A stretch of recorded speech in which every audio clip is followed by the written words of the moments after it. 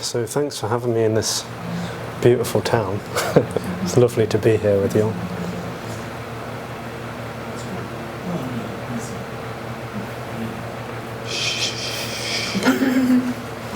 I'll have to separate you.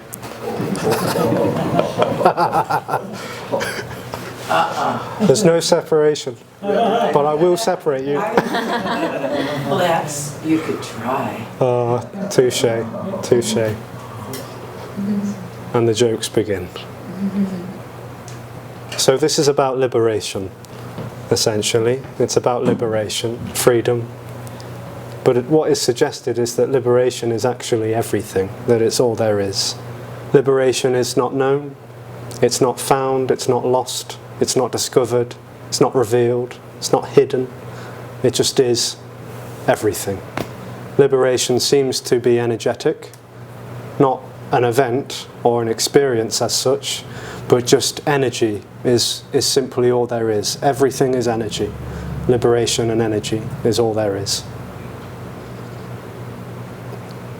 And energy being all there is, being seemingly boundless and free, limitless, infinite, timeless, can appear to be anything. It can appear to be timely, can appear to be finite, limited, contracted, bounded, can appear to be solidified and insubstantial. So it can appear to be anything and everything. And what energy can seem to also do is take position. It can seem to be spatial. So energy can appear to be boundless and everything, totally all-encompassing, but it can also appear to be localized. And what can seem to happen for a human body is energy feeling like it's housed, local, here. So this is when the sense of here can appear. And when this sense of here-ness appears, there's sort of a sense of someone being here. So it's the I am here experience. And this seems to happen for a human body sometime after the birth of the body. And out of that develops a sense of subject and object. So when there's a sense of position, a spatial position, there's a sense of a subject in a body or with a body, and everything else is suddenly an object that I relate to. So I'm a subject and you're an object. There's a relationship seeming to happen. It's often with the primary caregiver, whether that's mother or father or carer or guardian. And that seems to be the first object that I relate to. And out of that develops a sense of, an apparently growing sense of separation.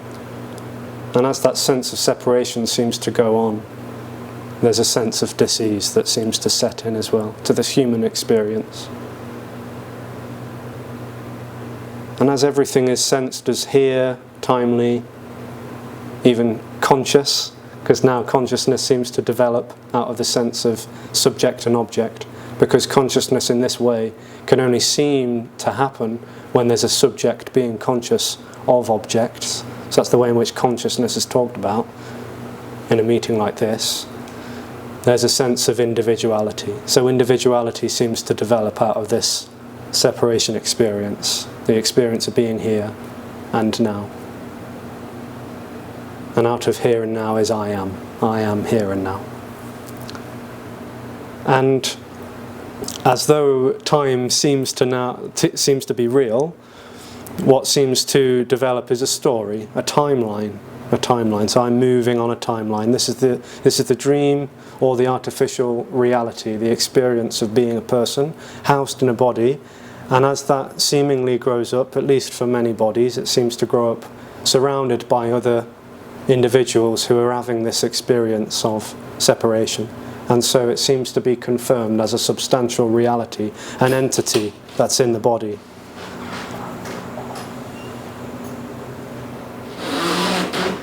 And as that grows up, as the body grows up, what seems to set in as well is the sense of autonomy.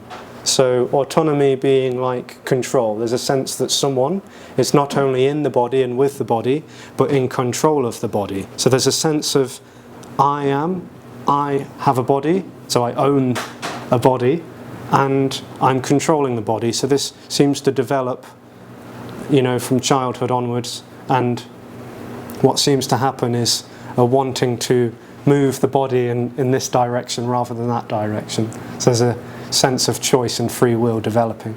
And as that seems to go on, it's confirmed more and more, seemingly more and more, as a reality. And for most, again, story time, but for many bodies it seems to be unsatisfactory. There's a sense that something's lacking, something's incomplete, something's not quite right, something's unsatisfactory with the way things are. And so maybe body goes after, relief, comfort, pleasure in intoxicants or other people, partners. Maybe it goes towards possessions and objects, houses, cars, mortgages, iPhones, gadgets or whatever, movies, television. There's an endless list of material things to perhaps provide a temporary sense of relief for me, the individual. But sooner or later this just seems to wear off again and again and again, apparently timely. And for some there's just a digging that seems to happen. So there's a digging into what the Buddhists would call dukkha, unsatisfactoriness, the sense of lacking for this human so-called condition, the experience of individuality. And so maybe the substances and the relationships and the possessions and everything else that I thought would work, maybe it's just been sensed as not quite getting it, not quite getting the point. So maybe the individual experience turns towards therapy, religion, spirituality, shamanism, or something else, to dig deeper. And so what was perhaps seemingly an external search apparently becomes an internal search. So once upon an illusory time, one goes towards substances, other people, and then maybe once upon an illusory time, it's religion. Maybe it's Buddhism, yoga, Christianity, spirituality, philosophy, tantra, and maybe practices, rites and rituals, sutras and scriptures of different traditions provide or seem to provide answers to this seemingly existential predicament. Maybe the thing that I'm lacking can be found within something more meaningful. And this can go on, as I'm sure lots of people know, for many, many years and decades. And some people just seem to feel like even that's not quite getting the point. Like even religion, spirituality, no matter how many chakras I've cleared, no matter how many yogas I've been through, whether it's Kundalini, Yin, Ashtanga, Iyengar, Vinyasa, Hatha, or maybe no matter how many psychedelic trips I've been on with shamans and raves and all sorts of other things, it's just missing it. It seems to be missing it somehow. And it just seems like that experience of individuality never quite gets what it's looking for. It maybe gets it for a little while, but as sooner or later it just seems to wear off, and off we go again to the next one. And what is revealed is that what is longed for, not necessarily what's wanted by me, but what's seemingly longed for is actually unobjectifiable. It can't be found, it can't be attained, it's not an object to be had. It's not an object to be lost either. So what is longed for is actually the end of the separation dream. The experience of being a person is like, it wants to be over, but it is the separation experience. So it seems to be caught in this never-ending endeavour, timeless, never-ending endeavour. And it never really gets that, because It's institutionalized by the separation experience. And so what's being shared is an exposure that what's wanted will never be good enough for me, and what's longed for will never be attained by me, because the me experience is separation, and so what's longed for is the absence of separation. And so somehow or other, through this utterly meaningless exposure, can seem to allow for some sort of unravelling. That's not special, meaningful, purposeful. It's not even intentional, because what is already is timeless. So there's no arriving, there's no process, there's no practice to get on with working towards the absence of me, because it's timeless. It can't be moved towards or away from, because non-separation is actually all there is. It's everything. So that can't be moved towards or away from. No apparent decision or choice would prevent or lead to it, because it's already everything. So there is nothing already to really fall away. There is already no one to fall away. There is already total liberation, not on anyone's terms, because it's unconditional. Liberation is unconditional. It's unconditional freedom already. So this doesn't play by the rules of a so-called separate self-dream. It just is everything already, timeless. And in that respect, nothing needs to happen at all. Nothing needs to happen. But for this me dream, something always needs to happen. And that too is unconditional freedom, appearing as a wanting, a seeking, a striving, a grasping, a clinging, a craving, and a running away from, a trying to escape from what is. So it's all freedom. It's all freedom.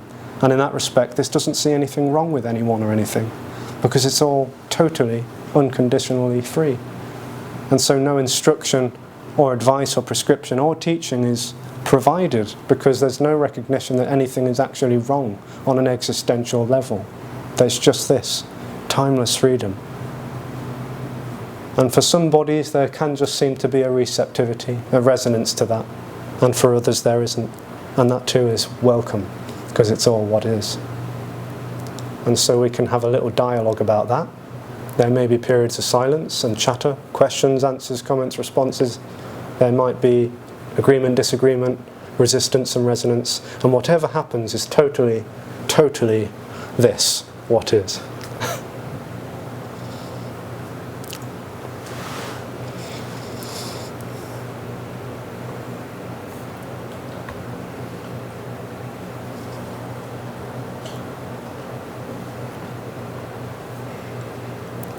So if you want to say or ask anything, just I can pass this over to someone. And there we are.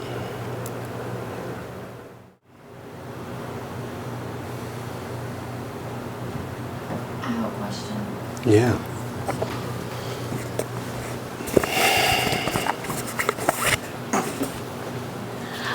So I'm hearing a lot of talk lately about how this body can have energy trapped in it.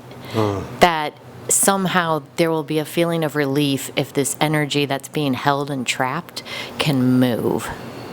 And so then, then there's all these methods. You could meditate to move the energy. You could do yoga or breath work. But this idea that once it moves, then an awakening can happen.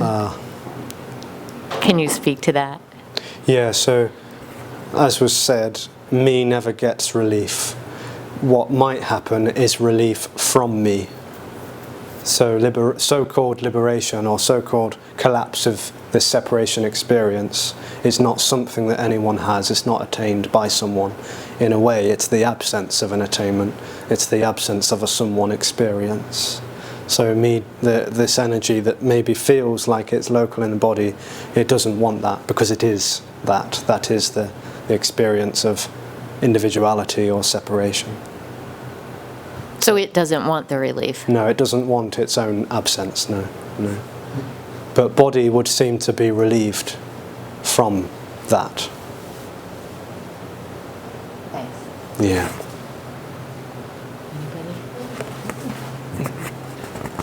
And you seem to suggest me or ego is not the same as the contracted energy.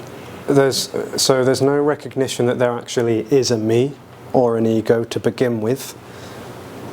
This energy that seems to feel like it's in the body, like viscerally within the body, that would seem to be an experience of position, and out of that experience comes claims that I am, claims that there's someone. The illusion or the mistake. Or Yeah, well, that would seem to be the illusion of individuality. Yeah. Whereas the contracted energy, that's truly exists, as opposed to It doesn't illusion. really exist. There's just already boundlessness, but it seems to be happening for some bodies. Yeah. Maybe even you could say many bodies or most bodies. I don't know, but. So because of the contracted energy, the appearance of me or ego appears. The story might appear, yeah. Sure. The story might seem to appear when that experience is happening, because it all feels so personal when that seems to be going on.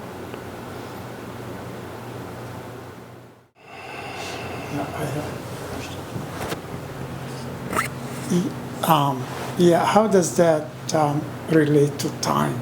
Time. Yeah. Yeah. So when this experience of position happens, everything is viewed as an object. Everything. And that includes time. So time is felt as an objectified reality to the subjective, illusory experience. And so when that seems to be seemingly in place, time is seemingly felt as a linear, like a horizontal line, moving from past, present to future. And as that collapses, there's no sense of time. There's the appearance of memory, but not as an objective reality.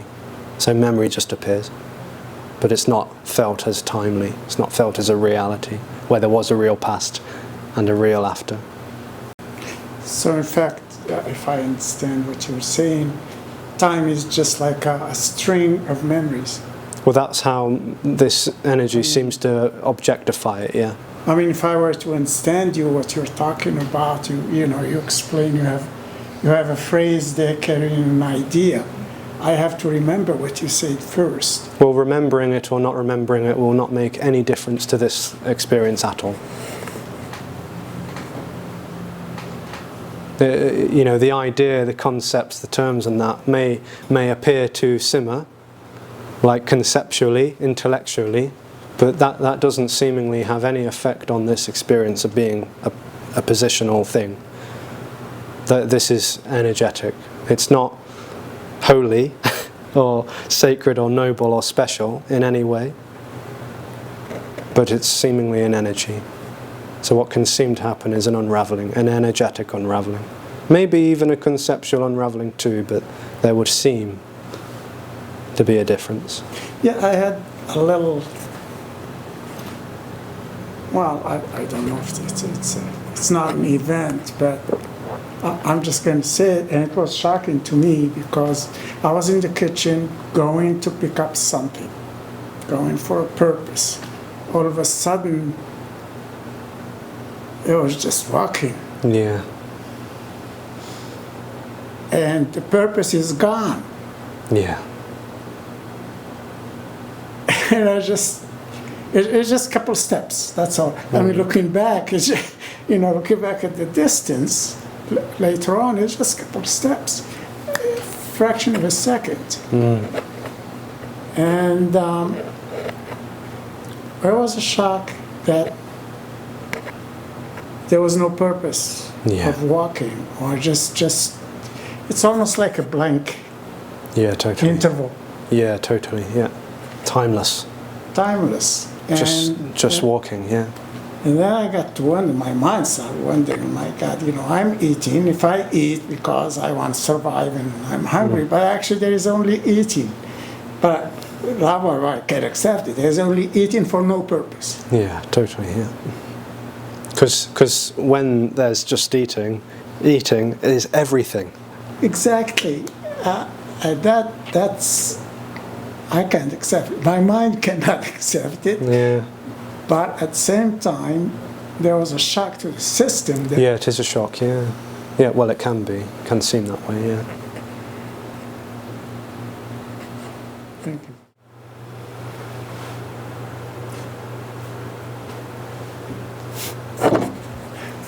As a follow-up, actually,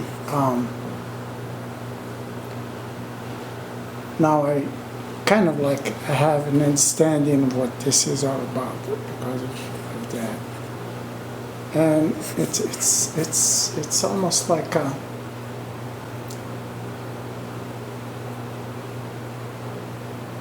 it became, now I know that, you know, that whatever my beliefs were, they're wrong. My beliefs, my experiences of life and whatever. It become kind of sad because before I was searching, I was, you know, really I want to get it. Now it's like I can't get it. Yeah, I wouldn't say it's wrong. I wouldn't say it's wrong or right. It's just it's, you know, belief is just what's appearing to happen. But you know, it's not like that's true or false, right or wrong. It's just what's appearing to happen for this experience. But the me now, or whatever it is, the me that I know that me doesn't. I mean, I don't know it, but I believe it doesn't really exist. It looks like there is a hopelessness to the whole idea, to the whole thing. In a way, it's wonderfully hopeless. Yeah, yeah. And it's like, yeah, it's not. Yeah, it's not what I want. Yeah. But yet, Yeah. it's absolutely liberation. Yeah, but it's just not obtainable. I mean, is this normal to go through some kind of just giving up? Well, I wouldn't say it's normal or abnormal either. It's just what happens. Yeah. There's no suggesting that seeking is wrong at all. There's no suggesting that, you know, seeking for 25, 30, however many years is wrong, or that it's bad, or that it's a mistake. It's just what's happening. It's just energy looking. It's just the appearance of searching for something else.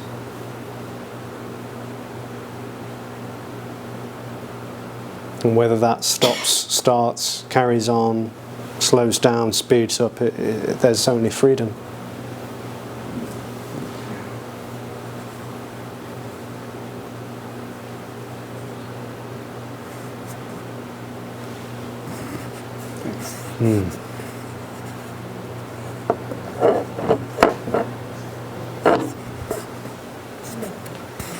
Use the word freedom. So, is it for the universe to do whatever it desires? Is that what you mean by freedom? Well, what's suggested is that there is no universe and there is no desire outside of this experience. This is unconditional freedom appearing as desire. So it's not like all of this has some sort of grand plan behind it, in front of it, above, below, inside or outside. This is totally non-dimensional freedom, unconditional. It doesn't play by the rules. It just is chaos. It's free. Freedom for whom? No one. It's just freedom. Yeah. So even the word freedom falls apart because there's nothing for freedom to relate to. That's why unconditional freedom. It's not freedom on my terms, because that's a contradiction. No one has freedom on their terms, because that's a confinement. Freedom is boundless, and so freedom appears as confinement. No distinction, no duality, no polarity, just this. And going back to the illusion of me or the person or entity, trying to get rid of it, because like some of the teachers say that, okay, once the I falls away, then something can happen, because it's not there, right?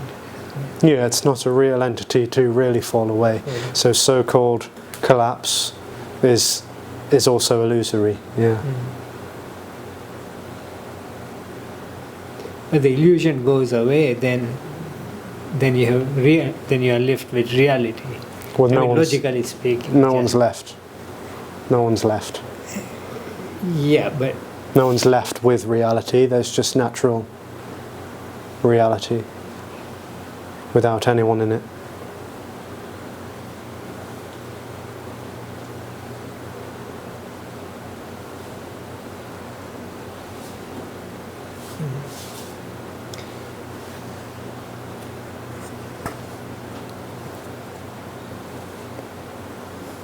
So no one experiences freedom. So-called freedom is died into. Yeah.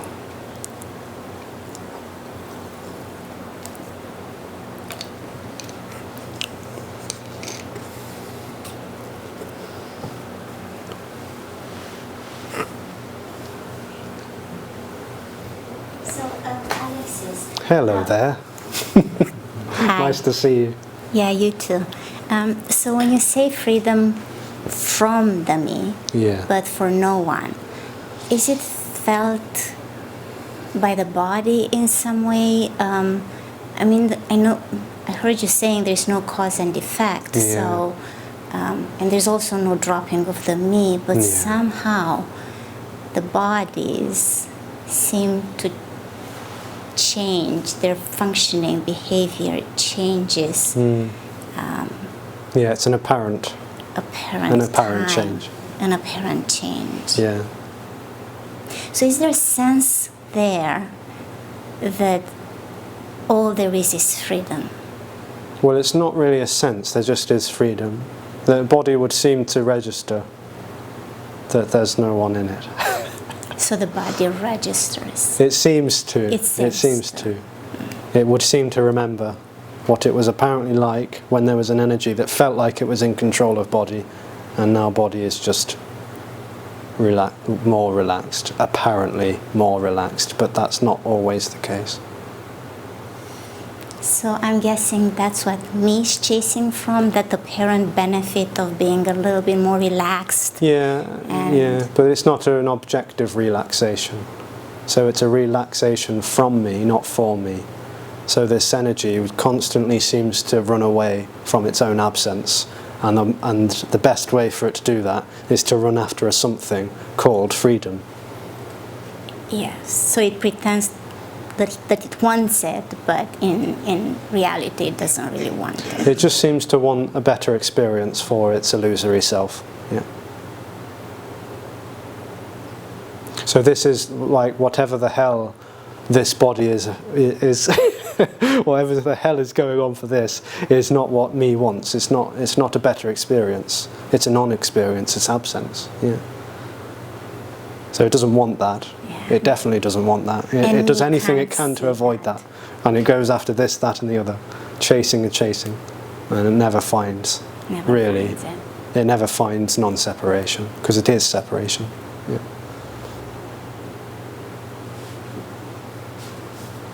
I love hearing you speak, but I don't understand anything. No. Neither does this. So when you say that this is everything, what I hear is my children don't exist, Nothing exists but my children exist. as an idea, and then maybe going home happens, and then children appear. I know this is stupid, but I was about to ask right now my children don't exist, but there is no now, so. There's no now and there's no existence. Existence, sticking out. There's no sticking out. There's no objectified reality. There's just this, timeless freedom.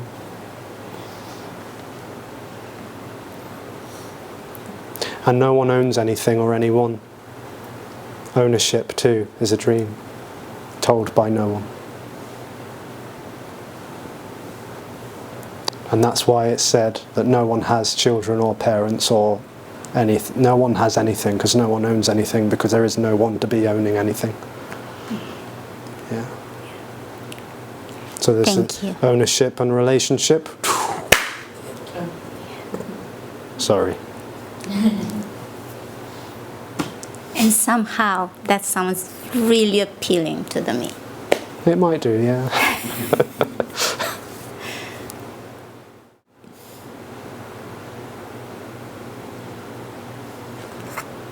ask one more question?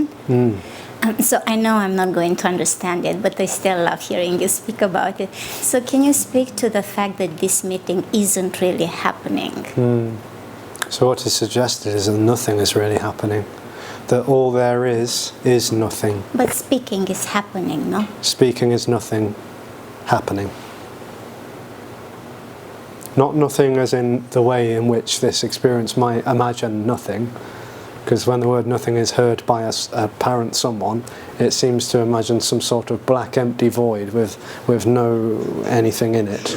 But that's still an idea, that's still a something.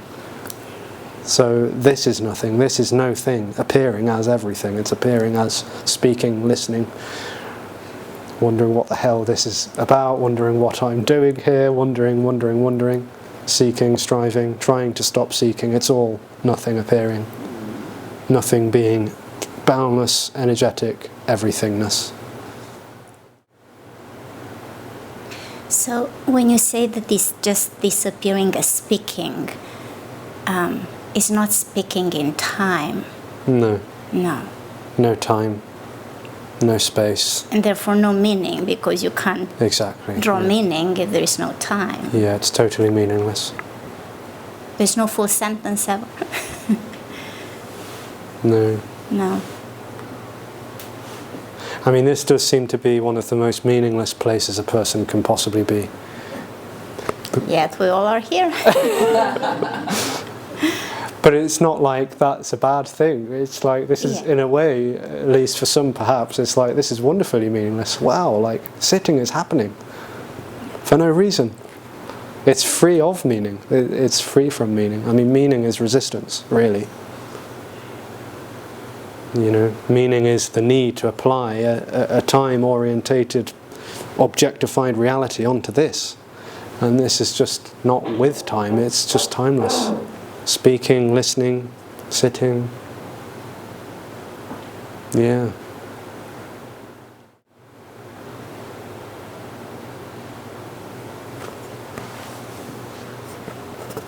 Science seems to be going towards what you are describing, like things don't exist if you are away from it, like children or house, or if you don't look at it, if you don't observe, things don't exist. Yeah. So separation means existence, because things exist objectively. Exist means sticking out. There's no things to stick out. There's no existence. So this is unobjectifiable, unsubjectifiable, timeless freedom, with nothing and no one in it or outside of it. It's dimensionless. It's just one thing, just Not even one. one real one. Yeah. So, and meaninglessness and freedom goes hands in hand, seems like, because if you put a purpose to something or an event, then you are narrowing it down to that little thing. But when you say it's meaningless, then it's completely free to happen anything. If you say, okay, this meeting has this particular agenda, then you are narrowing it down to just one thing. But then when there is no meaning to it, then it can be anything. Well, it has that freedom. Yeah, but freedom is all there is, so freedom too is the appearance of meaning. Freedom appears as a story, freedom appears as an illusion of separation, freedom appears as the assertion that there's meaning or purpose. So it's not like all of a sudden that's not free. Freedom is undefinable, so freedom is all there is. It appears as whatever is happening. Yeah.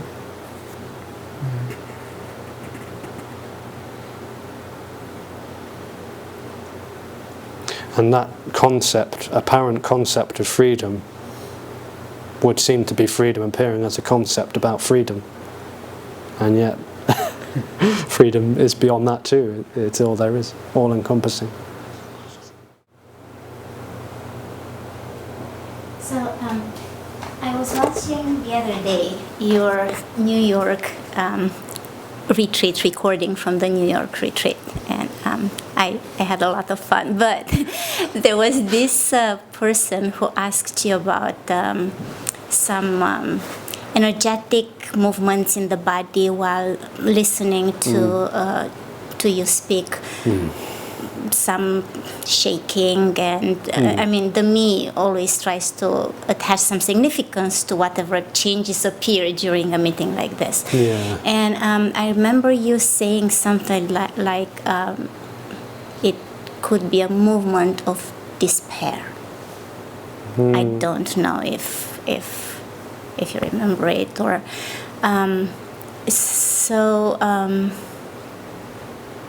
and then today here, not that it's a contradiction or anything, but you said that there could be some unraveling of that apparent contraction in the body while being exposed to this message. So could you speak to that?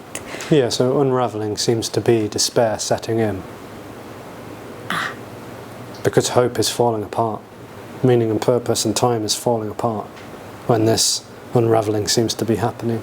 The experience, the so-called solidified experience of being a person with an objectified reality called time and space and consciousness is totally falling apart. And so that's a sort of hopeless despair that can seem to set in. But it's not someone having that. Yeah. It seems to be like the whole experience of me is falling apart. And that's where the resonance seems to happen. And this is just the story in the world of the me. The unraveling, because that implies time. It's just the story that... Yeah, it's an illusory process. It's not a substantial thing that's really happening. So the so-called unraveling is also illusory. The process, the apparent process, the apparent unraveling, the apparent, glimpses and the liberation. It's all not real. So by that token, nothing is real. Nothing that you perceive, or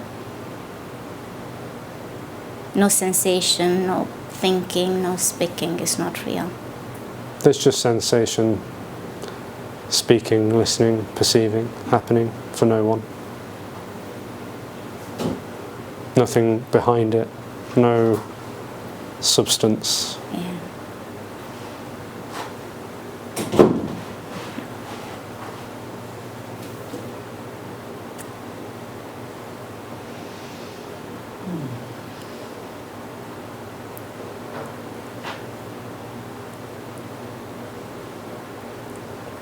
Thank you.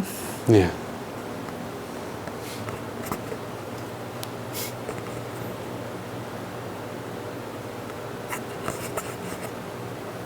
In a way, it's fascinating because this is the dream of realness. Like when that experience seems to be happening, it seems so totally real, and yet that's the unreal. It's the dream of realness. It's totally upside down. It's paradoxical. When this sort of energy feels so solid, everything else feels so solid and real too, and that is the illusion. And that's the boundlessness appearing as contractedness or realness, I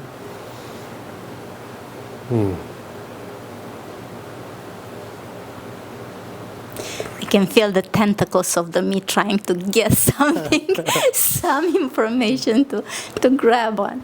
Yeah. But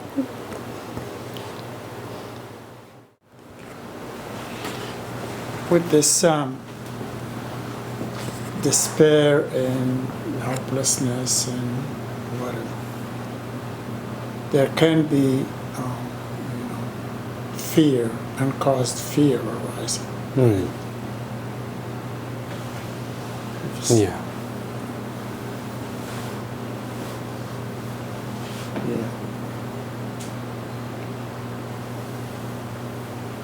And sometimes the me comes out back stronger than it was before. Yeah. Yeah. It's like pulsing. Exactly. Yeah. Yeah. Yeah.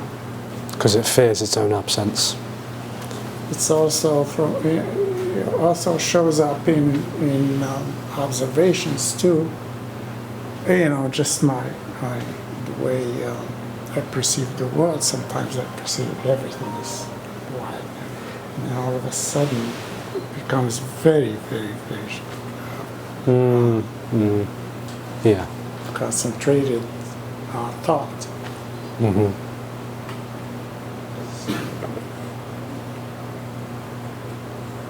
Yeah.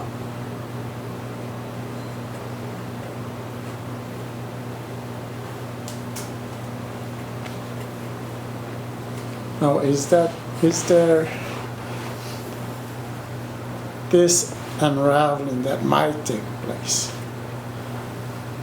Can it take place over a period of time, or does it happen all at once? Or? So there's no rules to that, and there's no real time. So this supposed collapse is timeless, because the end of time being an objectified reality. There's no sense of gradual or sudden. But when the dream is supposedly happening, it can seem to be gradual or sudden. But as though it collapses, the whole sense of a gradual or sudden also falls away. So it's a something that never really happens and never really falls away. Because it's the falling away of relating to a something that fell away. So it's ungraspable, undefinable, incomprehensible liberation.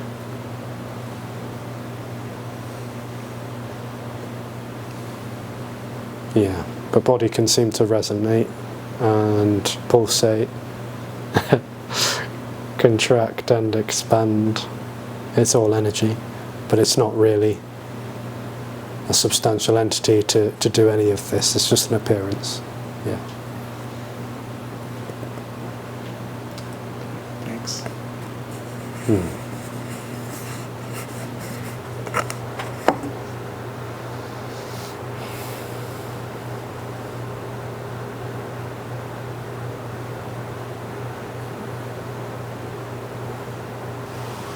So at least 2 bodies have got up to use the bathroom. Do people want a comfort break?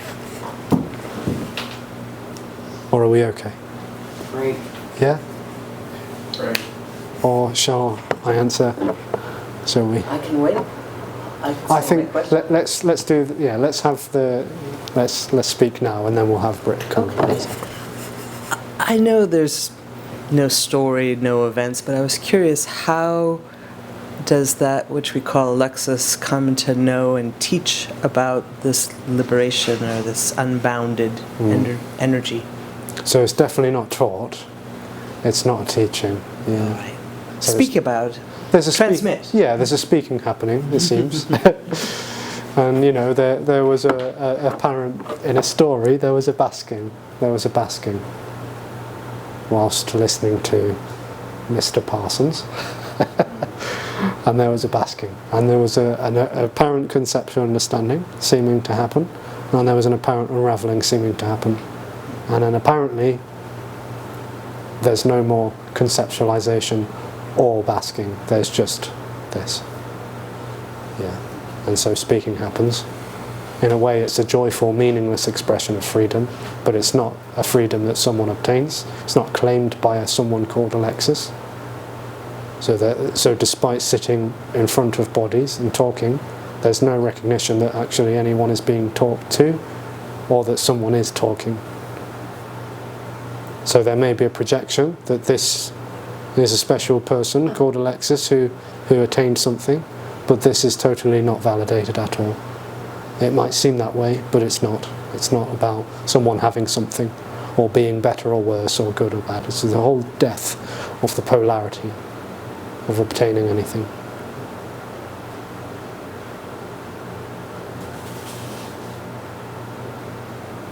So it's all happening in free flow, timeless free flow.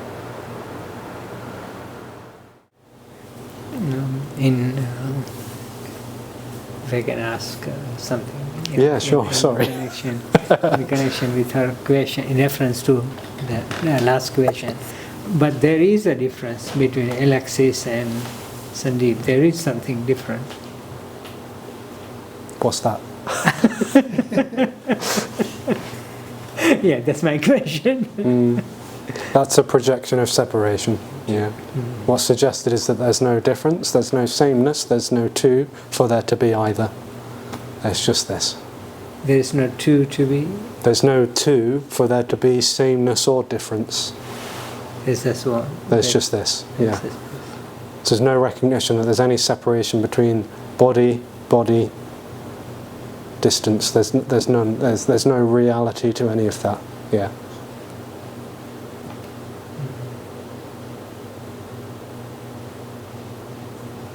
And what appears is seemingly true, or it appears, but in not reality. True.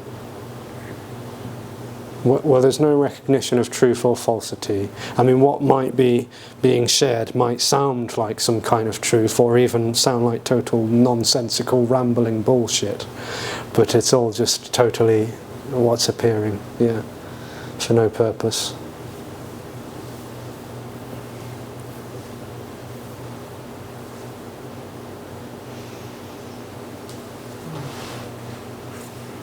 Truth and falsity would also seem to require a distance between two things or something. Yeah.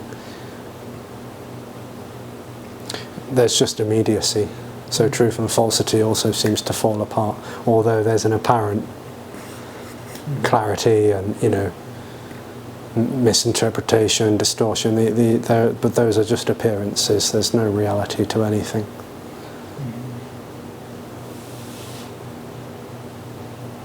And immediacy, you are referring to time. There is when you say Immediacy being timeless. timelessness. Yeah. Yeah.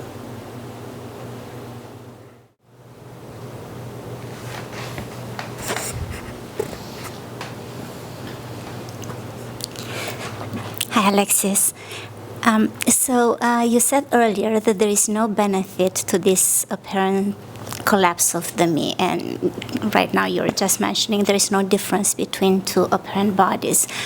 But my question is it possible? I have never met anybody whose apparent me has dropped and then speaking about wanting it back. Not that there is someone who wants it, but speaking, expressing as wishing for the sense of me to come back.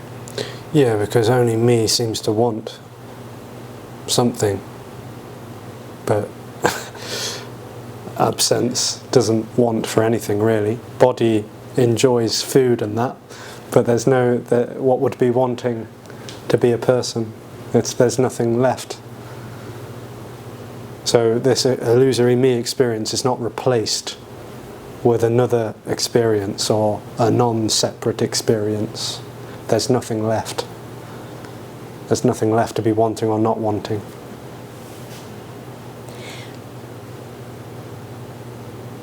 But whatever this apparent me seems to want right now is not its doing, it's just freedom appearing as that. So if this is unconditional freedom, could it appear as what I just said earlier? It's unconditional freedom appearing as wanting. Appearing as wanting. Yeah.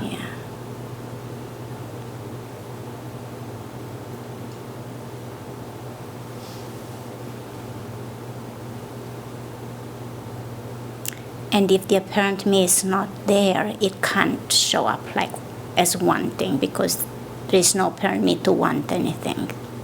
Right? Yeah, there is just what immediately is appearing to happen on behalf of no one, just this.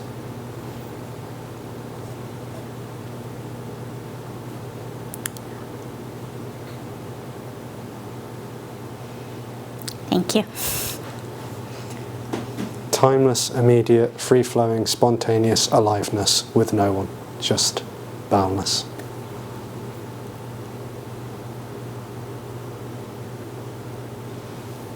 That's not known or obtained.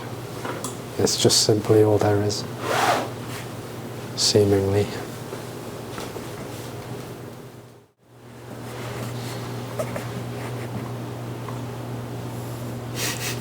Back again. Apologies. Could you say something about the paradox that I have in my mind, that the me wants, wants to possess everything, wants to be in control, wants has purpose and meaning and makes purpose and meaning out of everything, goals. And yet, it is nothing appearing as me, which makes the nothing actually want these things, want to control, want. Well, there's no distance between nothing and me. There is already no me, there's just nothing appearing as wanting. Nothing appearing as wanting.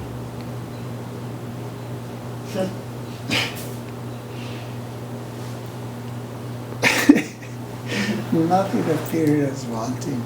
Yeah.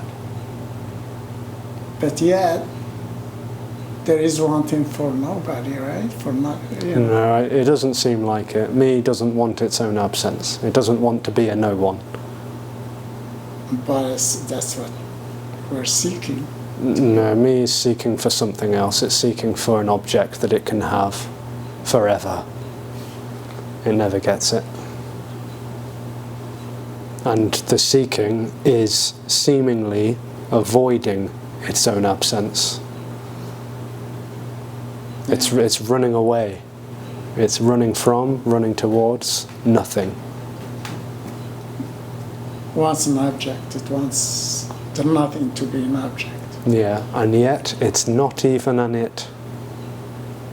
There's no substance or solidity to it whatsoever, because it's not an it to begin with.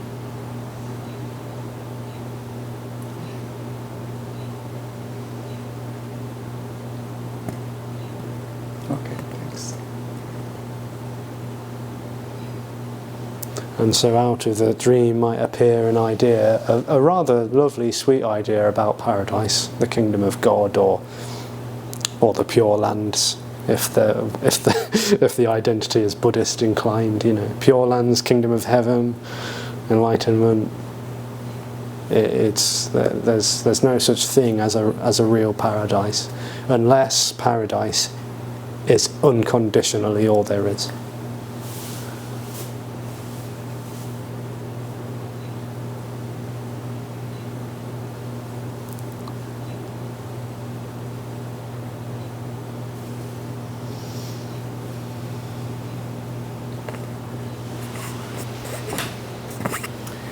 Would you say that unconditional freedom and unconditional love are the same? Yes.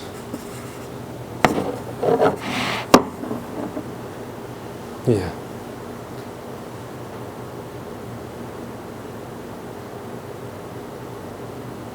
The word freedom and love seem to evoke a quality or something, but with the word unconditional, incomprehensible.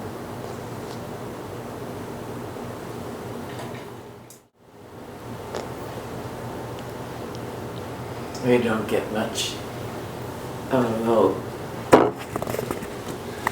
We don't get much of a vote in that, it feels like I didn't sign up for this. Oh yeah. Didn't get my vote.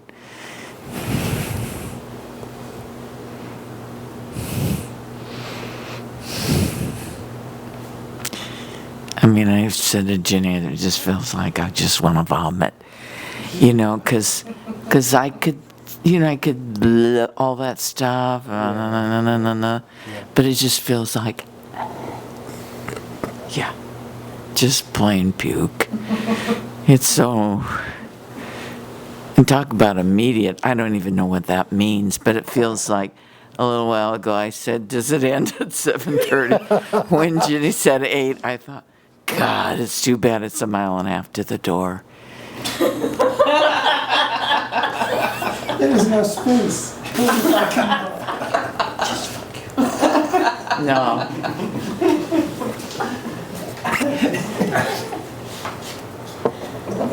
Yeah, no one knows what the hell immediacy is, because immediacy is distanceless, and knowing requires distance. Knowing is What, I mean...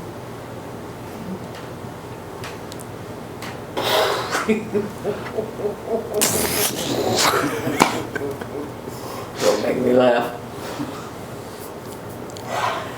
I'm not doing anything. I know.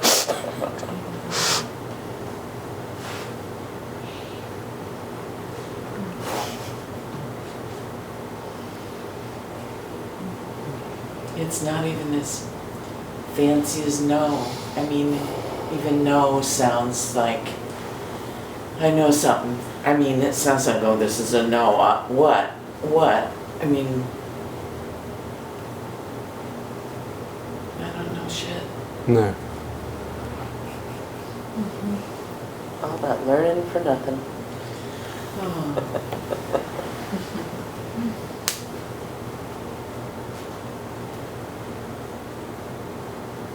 That's the despair I was talking about. What if I don't, you don't know anything? Yeah. Yeah, no one knows shit. There's no one to be knowing shit.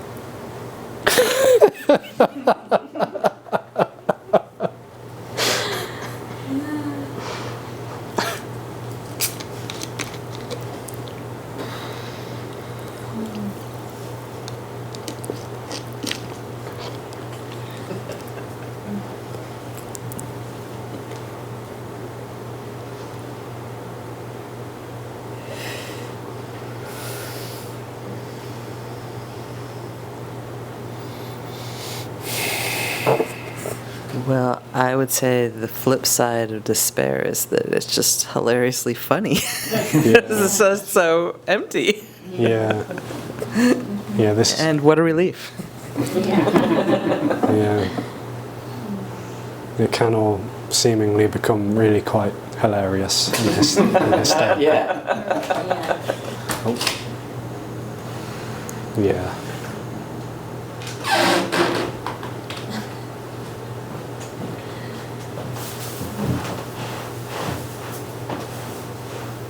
One of the rather seemingly unfortunate aspects of this illusory experience is it takes itself and everything else ever so seriously.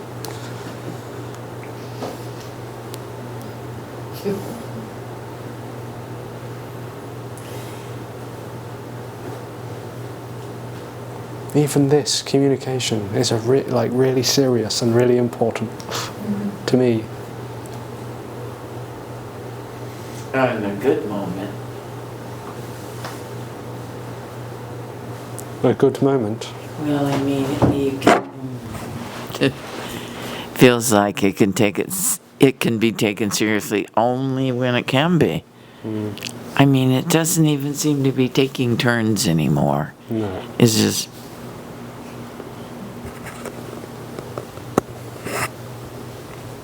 Well, that's not even true. I don't even... That's not true.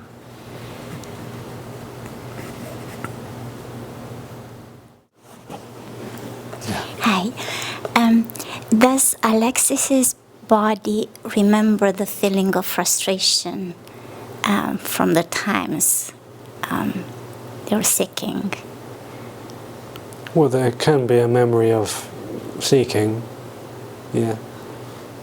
But the sense is that it didn't happen. No, it's memory isn't sensed as a reality where there was a real something that really happened in a real past. So memory is just immediately this appearing as memory. So does compassion arise for the frustration of the apparent bodies in front of you? Well, care and tenderness and gentleness, appears, yeah.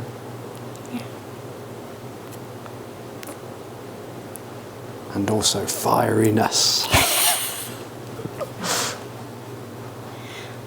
Yeah, that's all. Thank you. Yeah.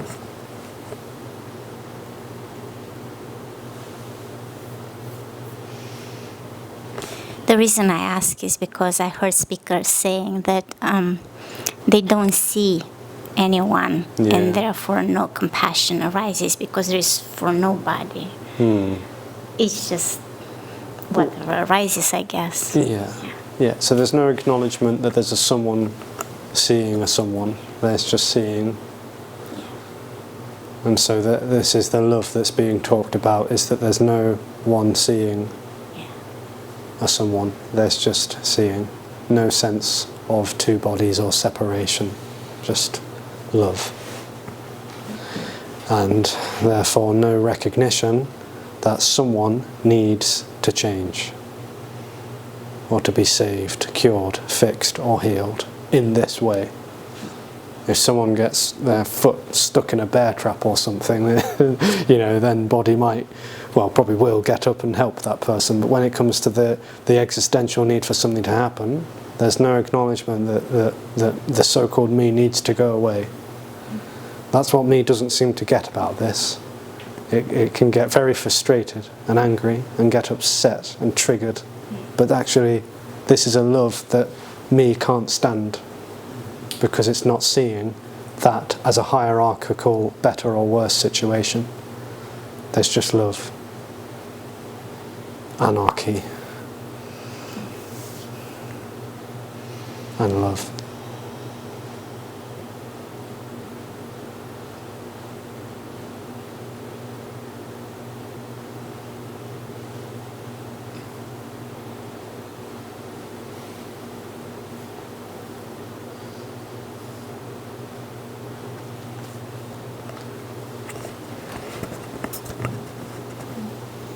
So what would be the difference between seeing somebody on a bear trap and struggling to get enlightenment?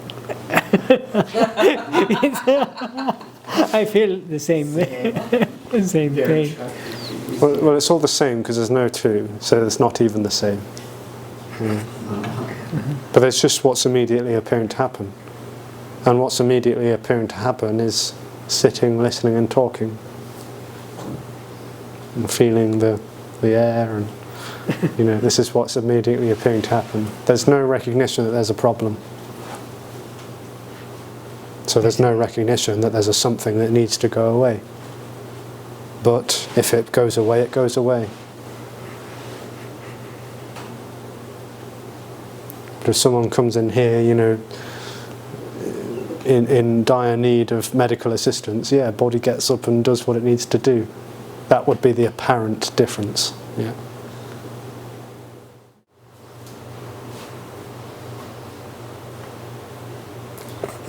Could you talk a little bit about how the buildup of cortisol could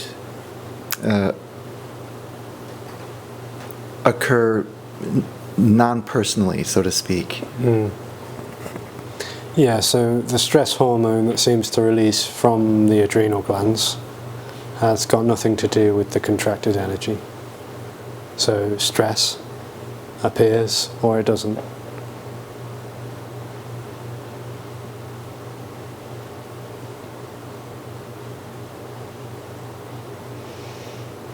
Anatomically speaking, fight and flight system might turn on if there's apparent danger. But the experience of separation has nothing to do with that, really. So either it's someone having stress or just stress happening. And what might be the difference in reaction to those two scenarios? That there's no one reacting. There's just stress happening. And body does its thing in free flow. It actually does its thing already. But there just may be a sense, an accompanying sense that someone is trying to respond to an apparently stressful situation. So there just might be more cortisol buildup, or it's just like kind of like an added... Maybe okay. not. Okay. There's not necessarily always a correlation. For some bodies, there might just be some more relief because of the agitated sense of separation, because it can seem agitated. But bodies still might be chaotic and doing its thing without me. There's no rules and there's no generalization really. It's not like every body that leaves me behind suddenly gets more relaxed, peaceful and tranquil. There's just no rules to that. It can seem that way for some, but not always. Okay, thanks.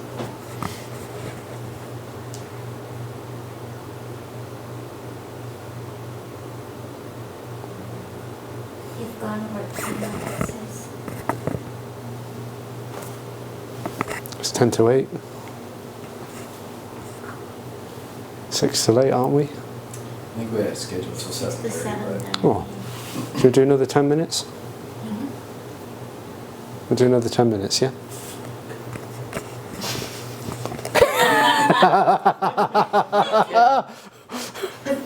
maybe I am. Can you last 10 more minutes? Some day keep.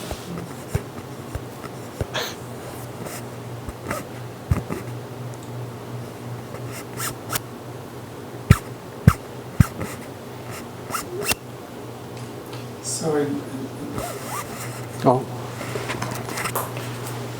Oh, in survival mode, there is obviously there is no me. There is a fight or flight or running away from danger or whatever it is. There is no me. no, me already. So, but there are other survival modes that are conscious, that the me is present. Is that essentially the same? Is just the me take possession of whatever is happening? Yeah, so what is... Let's say I'm hungry, I want to eat. It's a survival thing, but I'm going to choose my food. There is a me involved in their choice in whatever it is. Yeah, it all seems very complex when me is involved. Right. So is it essentially the same as in the survival mode and the danger, where the me is absent? I mean, you're running, Yes, so what collapses is sameness and difference as a reality. Yeah. Sameness and difference is another aspect of this dream that relates to this and this. It tries to connect all of these things and complicate it, and it all collapses into what's immediately appearing for no one and for no reason, and it is nothing at all. Yeah, eating is just happening. Yeah.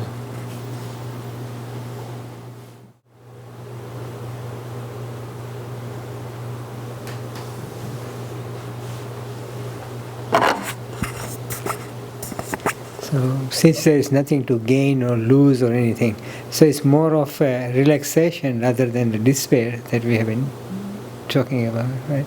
Well, it's despair for me, but because there is no me, there's no despair. And a relaxation might seem to happen for no one. Yeah. An energetic. Your body can seem to be... Right. Yeah. But body isn't thanking God that I'm gone. Body doesn't want this experience to go away. Only me wants something to happen. Yeah, in a dream that's not real. Because there is some fun in it to get bigger and better and for ego. Yeah, there's some thrill of the hunt. Yeah. Yeah. It's a hope-based experience that seems to provide excitement for going in a direction towards an imagined destination. And that destination never comes. You're never there. You want more and more and more money or better, becoming better guru and get bigger. These things. It's never enough for me. Never enough.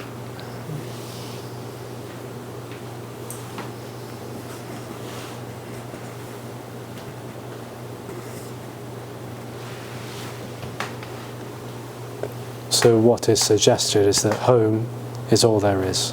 There's no arriving home, there's no going home, there's no coming home, there's no running away from home. There just is home, with or without me. It's everything, it's all there is. Including the me experience. There is only unconditional home. Never found, never lost, never revealed. Just home. Much love.